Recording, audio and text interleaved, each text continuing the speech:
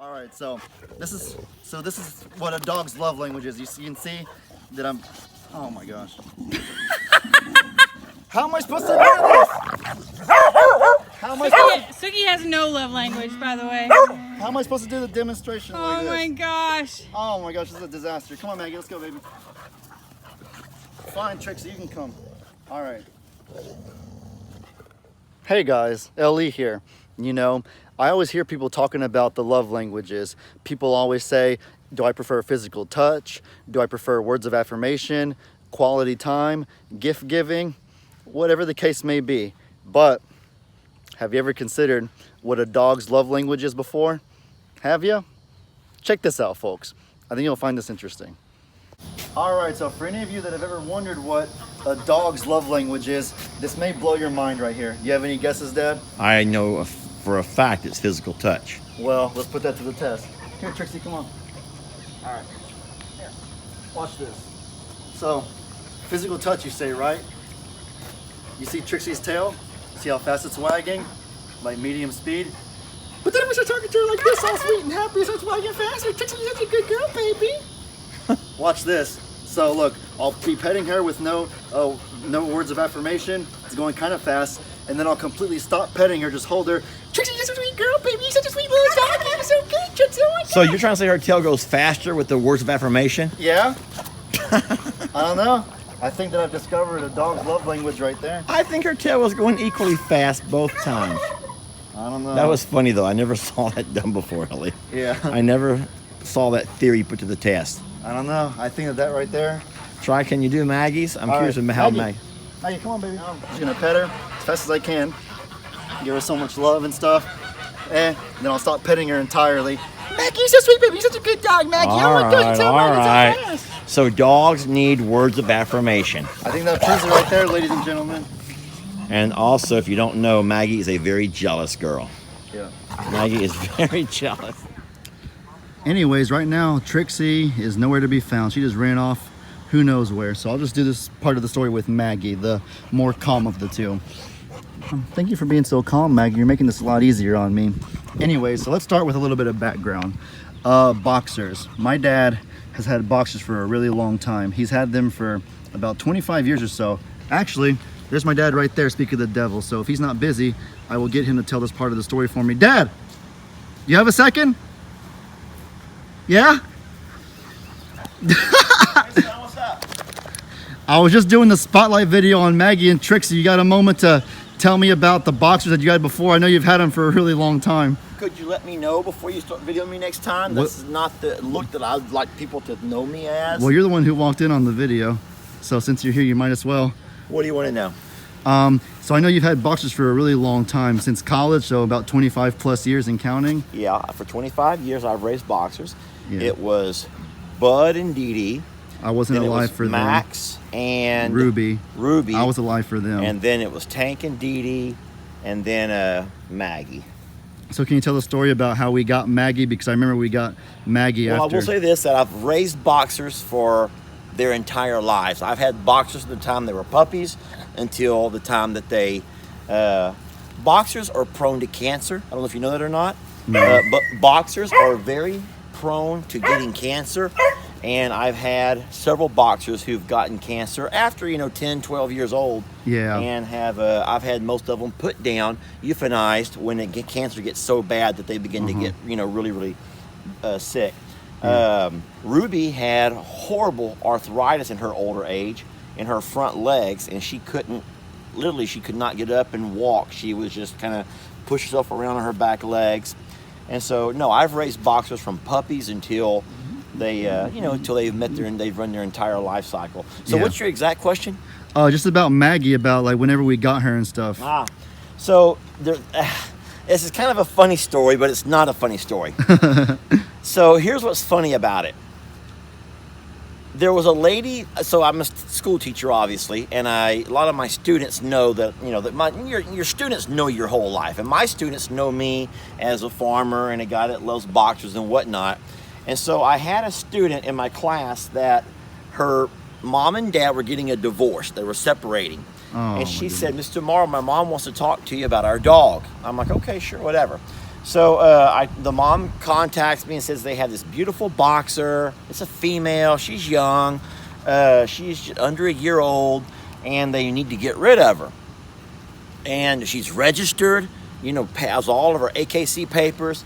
And I'm thinking, yeah, I really probably can't afford something like that. And she goes, oh, no. She goes, well, it'll be, we'll sell it to you very, very, very cheap. And I'm like, why? What's the story here? So the mom finally told me the truth about the matter is that this is the bad part. So Maggie belonged to the husband. Yeah. And mom and dad had an issue with another woman, came into the story, and dad took off. Dad took off with the other woman, but left his dog. So mom, in a way to kind of a retaliatory, is that the right word? Retaliatory? Just revenge, I guess. Revenge. She wanted to get rid of that man's dog. And I said, listen, I know the bond that a man has with his dog. And so she was like, oh yeah, well, he wouldn't have taken off on me if he loved his dog so much. He would have taken his dog with him. And so I've kind of wanted to be kind of a neutral party in the whole thing, but I went ahead and bought Maggie to be a partner for Tank, and I've had her for several years now. Because Dee Dee was getting older and stuff. Yes, and here's the neat thing about Maggie, though. So here's the unique and the craziest thing about Maggie. Oh yeah. All of the dogs that I've bought, I make sure to buy them as puppies. So I mean, like right off mom, 6 to 8 weeks old, and so that they can grow up with the animals. And because if a puppy, a dog, or whatever animal grows up with other animals, they get used to those other animals as being part of the family. In the same way a dog will protect its owner, it'll embrace the other animals as one of its own. It'll learn to protect its other, its other animals, friends. But Maggie had like none of that. Well, Maggie was, like I said, a year old, living in the city with only humans. So I was a little bit leery about bringing Maggie out to the country where there's going to be chickens and ducks and goats and cows and everything else. Yeah. But I took a gamble on it because she was such a beautiful dog, and she still is. Still such a pretty girl. And we've come to a point now where arguably she's the best protector that we've ever had of the farm animals out of any dog ever. I will say this. We have had, like I say, 6, 7 boxers here over the last many years, and of all of them, the ones that were raised here, the ones that were born here, like Trixie, born and raised here. Maggie's the best. Maggie has learned to she's just so maternal, and she takes on the role of whatever, just here's guardian. The thing. This is what's so special about Maggie. Maggie loves me. And because Maggie loves me, she loves what I love. Yeah. And so she knows the way I love the little animals, and so Maggie loves them just as much. And Maggie's just an amazing dog. Maggie has an awesome story. She's been in a viral video with the Run Maggie Run. Two viral videos. The one with her herding the cows back. The puppy, the CPR. Oh my gosh! The puppy yes, CPR. Well, that was not really Maggie. Was not really the focus of that one, but she was in it. It was about her. It was. I'm coming. It was because you're right, of her, Maggie. Yeah. Okay, so if there is a side of Maggie that's not, Maggie has always had a bad habit of not being the best mother as far as raising her own babies. She's been kind of a klutz, kind of clumsy, and she has laid on 2 of her babies. Maggie. And so one of them I had to resuscitate using CPR. And that was actually, that was a viral video. That was in the same litter as Trixie. Yeah. Not the same dog, but in the same litter. Yeah, Trixie was the first litter. A lot of people don't know that Trixie is actually Maggie's daughter. Most people think that they're siblings. Oh, no. This is Maggie's first baby. Yeah. That's Trixie. her first baby. Trixie. Watch this. Girls, up. Come on, up. And that's a Lester special right there. Maggie, this is about you. Spotlight, Maggie, up. Come on, up, Maggie, up. Trixie's doing it with ease. Maggie, don't tell me you're getting too old, lady. Maggie's Come old. Here, old girl. Maggie's old and worn out and tired. She's already, 5 years old now? Oh, my goodness. Hold on. She is 5, but she's not old, worn out, and tired. At the age of 5, she's just being lazy. Earlier, she was laying Maggie. down, and Trixie was like running around her trying to get her to play, and she was just like, oh. Look, let's do it. Maggie, up. There we go. Did you get that? Yeah. Come here, baby. Ellie, up. Oh, box jumped at Ellie. Now, is this a Maggie spotlight or a Lex spotlight or an Ellie spotlight? Ellie, up. Here, I gotta go feed my animals. All right.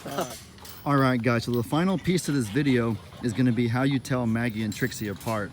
A lot of you have probably been wondering all video how the heck we do that because of how similar they look. The first most obvious one is the lack of nipples on Trixie because she's never had babies before, and the nipples on Maggie because Maggie has had 3 litters. So the one that has nipples is Maggie. This is Maggie right here. Trixie doesn't because, like I said, she's never had babies before. Secondly, if you look at the pattern on the back of their neck, Trixie's is like a big blob of white. It's kind of symmetrical. It goes straight down the middle. You see this big blob of white on the back of her neck. And then Maggie's over here is more asymmetrical. It kind of goes off to the left a little bit, and it's really thin. You see that little thin line on the left? That's Maggie's, and Trixie's is more like a big blob. So that's 2 ways to tell. You know, guys, I never noticed this, but Trixie has long white socks like a basketball player. Maggie has little short white baseball player socks or tennis player socks with tennis shoes. All in all, guys, are you more of a Maggie person or more of a Trixie person? Which one are you more like? But anyways, with that said, I hope you guys enjoyed. Be sure to let me know in the comments what kind of stuff you want to see. Hope you have a great day. And as I always say, your boy Ellie out.